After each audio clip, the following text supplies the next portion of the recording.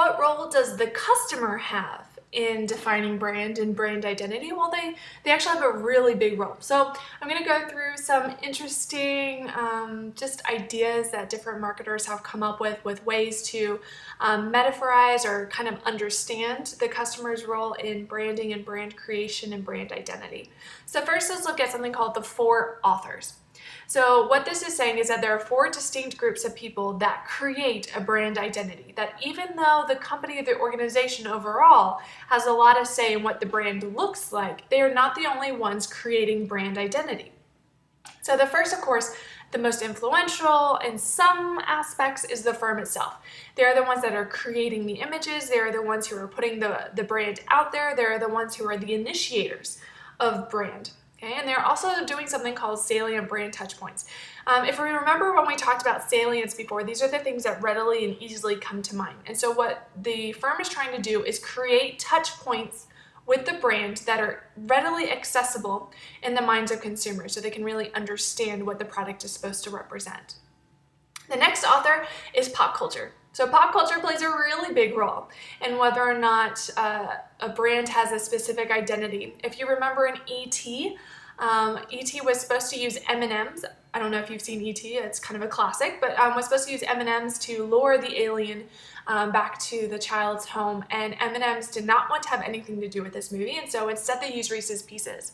And at a time when Reese's Pieces was probably not going to be very successful, they weren't doing very well in the market, immediately they had an explosion, and because of pop culture, they became a very well-recognized brand that is still around today and still competes highly with M&Ms. So imagine what might have been different if M&M's had agreed to do the E.T. movie. So I have a bunch of different clips here of different advertisements that are in movies in order to really kind of try to emphasize, and by who's using the different product, it's going to paint a different story about the product's familiarity.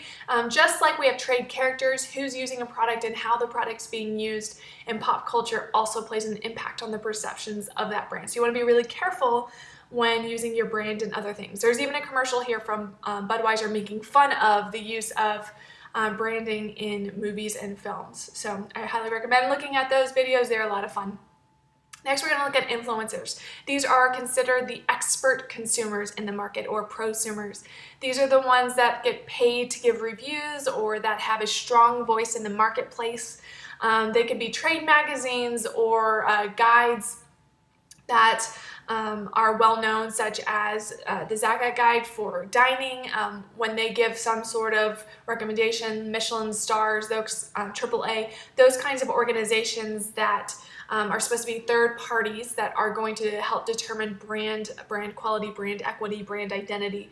That's part of that concept. This can also be opinions of friends that are seen as superior towards just your general identification with products. So these are maybe if you join online communities and there is an owner of the online community who's seen as a brand advocate but also a brand authority, his voice or her voice might be an influencer in the market. And then the other is customers themselves. So customers tell stories, they have word of mouth, they have electronic word of mouth, and how they use the brand, how they are using the brand in front of someone, how they talk about the brand, it's all going to equate back to that equity and that identity of the brand itself. The next metaphor we have is called the ship metaphor. And this one, it's fun, it's kind of crazy, it's quirky, but I enjoy it.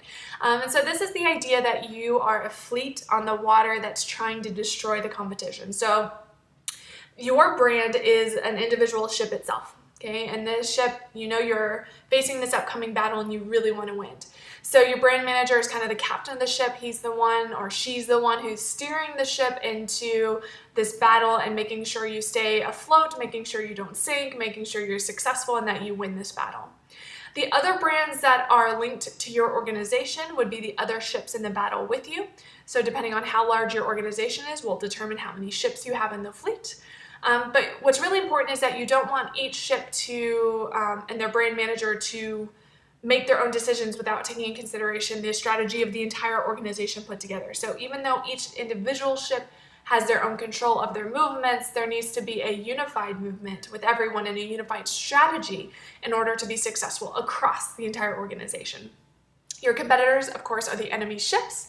You want to know where they are, what direction they're heading, what their strategy is, what their strengths are, what their weaknesses are. You want to know what their tactics are. And so just like in any warfare, or if you're playing sports or any kind of competitions, you always want to know about your competitors.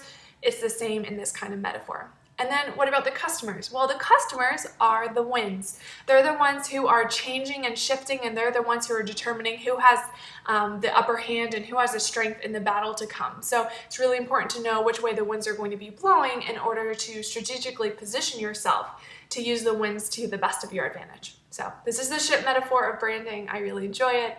I hope you find it quirky like I do.